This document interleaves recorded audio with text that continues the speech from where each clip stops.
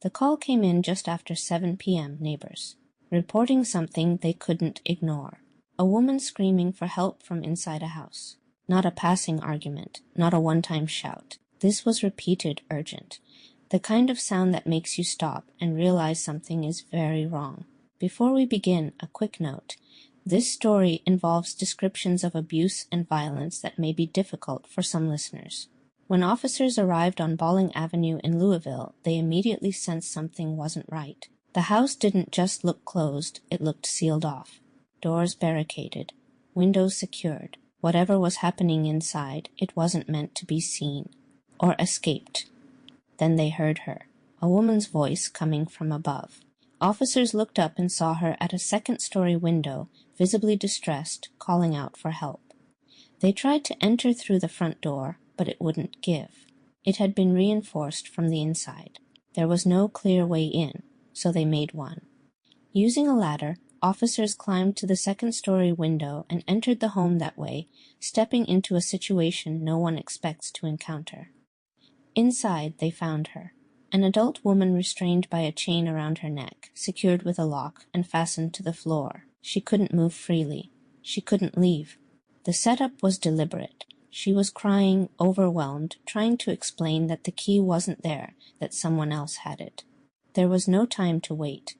Officers used tools they could find inside to break the chain where it was attached to the floor. It took effort, urgency, and teamwork, but eventually they were able to free her. Outside, first responders removed the remaining restraint from around her neck. As it came off, she broke down, thanking them again and again. She had been trapped for hours. And if she hadn't found a way to get attention, if someone hadn't listened, this could have ended very differently. 2 days later, police arrested 36-year-old Moises May, identified as her estranged partner and the father of her child.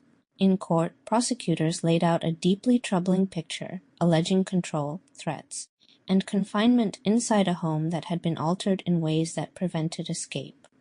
The defense challenged parts of her account, arguing consent in certain aspects of the relationship.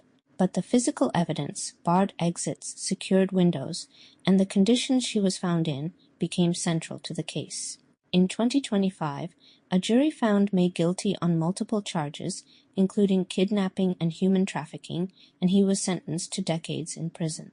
But beyond the courtroom, this case leaves something heavier behind. Because this wasn't just a crime, it was a human being placed in a situation no one should ever experience. Stripped of control, isolated, and relying on a single moment of courage to survive. A window breaking, a voice refusing to go silent, and neighbors who chose to act. It's hard to sit with stories like this.